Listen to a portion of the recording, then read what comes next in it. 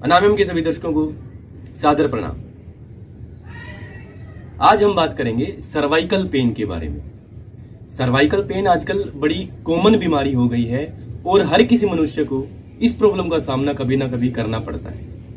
Cervical actually जो हमारी cervical vertebra है, जो हमारी ये गर्दन की हड्डी है, इस हड्डी में किसी वजह से कोई दिक्कत आ जाती है, चाहे तो स्ट्रेस की वजह से हो, चाहे चोट लगने की वजह से हो, चाहे हम एक ही पोजीशन में लगातार बैठे रहते हैं, गर्दन को एक ही जगह पे रखे रखते हैं, जिसकी वजह से पेन शुरू हो जाता है। पहले ये बीमारी ज्यादातर जो एजड लोग होते थे उनमें देखी जाती थी। जैसे जैसे उम्र बढ़ती रहती तो सर्वाइकल की प्रॉब्लम शुरू हो जाती थी, लेकिन आजकल ये प्रॉब्लम तो बच्चों में भी देखी जाती है, क्योंकि ऑनलाइन क्लासेज होती हैं, पढ़ाई का बहुत ज्यादा प्रेशर है, स्ट्रेस होता है बच्चों को। जो लोग कंप्यूटर पे काम करते हैं, जो लोग लिखने का काम करते हैं और जो लोग मोटरसाइकिल राइडिंग करते हैं, उन लोगों में यह समस्या ज्यादा देखने को मिलती है, क्योंकि लगातार एक ही पोजीशन में रहते हैं। इस वजह से प्रॉब्लम शुरू हो जाती है। तो सबसे पहला तो काम यह है कि हमें एक ही पोजीशन में बहुत ज्यादा देर तक नहीं बैठा रहना चाहिए, एक ही पोजीशन ज्यादा देर तक नहीं रखनी चाहिए, हमें थोड़ा सा ब्रेक देना चाहिए। इसके अलावा कुछ योगाभ्यास ऐसे हैं जिनको करने से हम इस प्रॉब्लम से छुटकारा पा सकते हैं, या फिर यह प्रॉब्लम हमारे शरीर में कभी आएगी ही नहीं। तो सबसे पहले गर्दन की कुछ क्रियाएं हैं वो हमें करना चाहिए। किसी भी सुविधापूर्वक आसन में बैठने के पश्चात हमें इस तरह से हाथों को आगे करना चाहिए, मुट्ठियां बंद रखनी, और फिर हमें सीधा देखना है और हमारी हाथ को इस तरह से चलाना है, फिर एंटी क्लॉकवाइज चलाना है। हाथ नीचे ना हो, साइड में अपने हाथ खोलने हैं और हाथ खोल के इसी तरह से हमें अपनी मुट्ठियों को चलाना है, इसी तरह से दूसरी तरफ। तो 10-15 बार ये रिपीटिशन हमें करनी चाहिए। फिर हमें इस तरह से हाथों को, फिंगर टिप्स को अपने शोल्डर पे रखना है और इस तरह से हाथों को घुमाना है। देखिए आगे एल्बो टच होंगी और पीछे कोशिश करेंगे कि हमारी जो शोल्डर ब्लेड्स हैं वो आपस में टच हो, इस तरह से।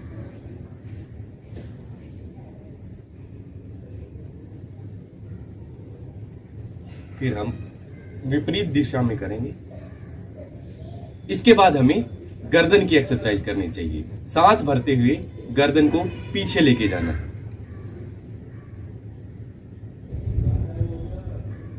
सांस छोड़ते हुए गर्दन को वापस लेके आएंगे। इस तरह से 10 से 15 रिपीटिशन हमें करनी है। इसके बाद हमें गर्दन को आगे की तरफ करना है। लेकिन यदि आपको ज्यादा प्रॉब्लम है, सर्वाइकल की बहुत ज्यादा प्रॉब्लम है, तो ये आगे वाली हमें स्किप कर देनी चाहिए। इस तरह से सीधा बैठना है, बहुत ज्यादा देर तक नहीं करनी। सांस छोड़ते हुए नीचे, सांस भरते हुए ऊपर। इसी तरह से हमें गर्दन को साइड में लेके जाना है। पहले राइट साइड में सांस भरते हुए, और कोशिश करेंगे कान को हमारे शोल्डर पे टिका दें।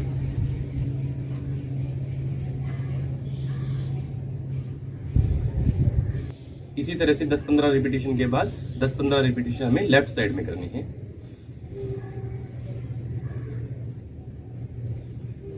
फिर हमें गर्दन को लेफ्ट टू राइट घुमाना है, पूरी गर्दन में खिंचाव महसूस करेंगे।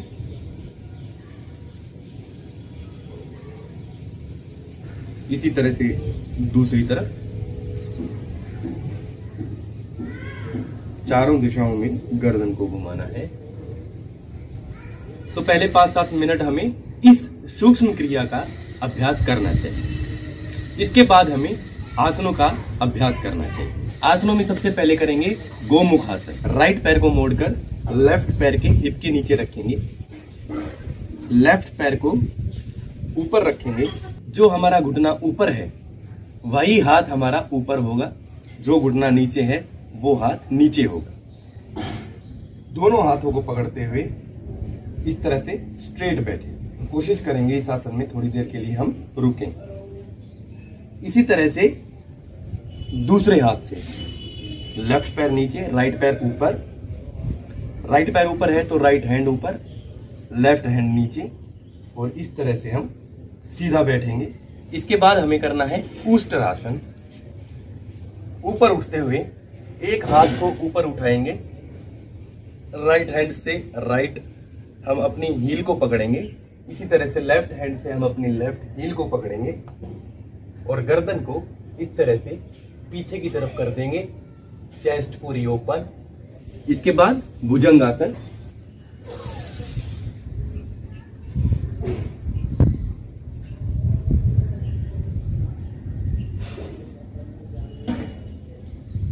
भुजंगासन के बाद जानु शीर्षासन। जानु शीर्षासन में हमें नीचे की तरफ इस तरह से चलना होता है, लेकिन सर्वाइकल की अगर समस्या है तो हमें इस तरह से ना चलते हुए हमें इस तरह से चलना है, जानु शीर्षासन। इसके बाद हमें करना है शलभासन। पहले हमें राइट पैर को ऊपर उठाना है, सांस भरते हुए होल्ड करना है, जितनी देर तक आप होल्ड कर सकें। सांस छोड़ते हुए पैर नीचे, फिर दूसरा पैर सांस भरते हुए ऊपर।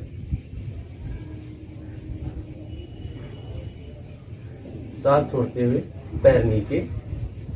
इसके बाद हमें दोनों पैरों को उठाना है और गर्दन को भी ऊपर की तरफ उठाना है। और अंत में पूर्वोत्तानासन। सांस भरते हुए धीरे धीरे ऊपर की तरफ उठेंगे, पैरों को सीधा करते हुए एड़ियों पर आ जाएंगे और यहाँ पर हम रुकेंगे थोड़ी देर के लिए, जितना संभव हो सके।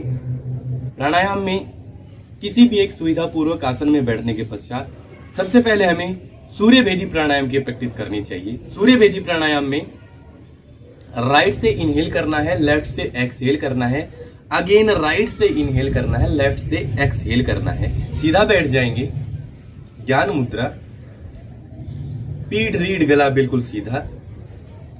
राइट से इनहेल करेंगे, कुंभक लगाएंगे, लेफ्ट से एक्सहेल करेंगे। अगेन राइट से ही इनहेल करेंगे,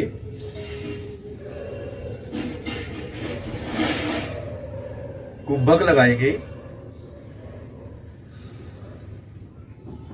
लेफ्ट से एक्सहेल करेंगे। इसके बाद फिर हमें अनुलोम विलोम का थोड़ा अभ्यास करना चाहिए। इसके बाद हमें दीर्घ रेचन का अभ्यास करना चाहिए। दीर्घ रेचन, रेचन का मतलब होता है श्वास को छोड़ना, और दीर्घ मतलब कि लंबे समय तक। यह प्राणायाम बहुत ही ज्यादा जरूरी है। हम कोई भी प्राणायाम करते हैं, चाहे सूर्य भेदी करते हैं, चाहे अनुलोम विलोम करते हैं, या कोई अन्य प्राणायाम करते हैं, यदि आपको सर्वाइकल है तो दीर्घ रेचन का अभ्यास बहुत ज्यादा जरूरी है। यानी कि सांस को लंबे समय तक छोड़ना है। जितना समय हमें सांस भरने में लग रहा है, उससे 2 गुना या 4 गुना समय सांस छोड़ने में अगर हम लगाएंगे तो हमारी जो बॉडी की नेगेटिव एनर्जी है, हमारी जो बॉडी में टॉक्सिकेशन हो गया है, वो बाहर निकल जाता है। इसके बाद हमें परीक्षा करनी है। परीक्षा मतलब कि हमें जो प्रॉब्लम है शरीर में, उस प्रॉब्लम को देखना है आंखें बंद करके। यदि हमारी ये प्रॉब्लम है गर्दन की, सर्वाइकल वर्टिब्रा की, तो इस सर्वाइकल वर्टिब्रा को आंख बंद करके फील करना है, महसूस करना है कि हम बंद आंखों से अपनी गर्दन की इस वर्टिब्रा को देख रहे हैं और हमारा ये पेन हम महसूस कर सकते हैं। ये पेन हमारी आंखों के सामने ही है। और फिर इसके बाद अनुप्रेक्षा करेंगे कि हम विश्वास करेंगे, ध्यान करेंगे कि यह हमारी गर्दन का दर्द ठीक हो रहा है। तो 2 मिनट के लिए हम बैठेंगे सीधा। इस तरह से प्रेक्षा और अनुप्रेक्षा करनी है, क्योंकि देखिए हमारा जो दिमाग है वो सबसे ज्यादा ताकतवर वस्तु है इस संसार में। हमारा शरीर उसी तरह से रिस्पोंड करता है जिस तरह से हमारा दिमाग रिस्पोंड करता है। आशा है ये क्रियाएं, योग अभ्यास, प्रेक्षा, अनुप्रेक्षा आपको सर्वाइकल से राहत दिलाएंगी। आने वाली वीडियोस में आपसे फिर मिलता हूं, तब तक के लिए सादर प्रणाम। आरोग्यवान भवतु।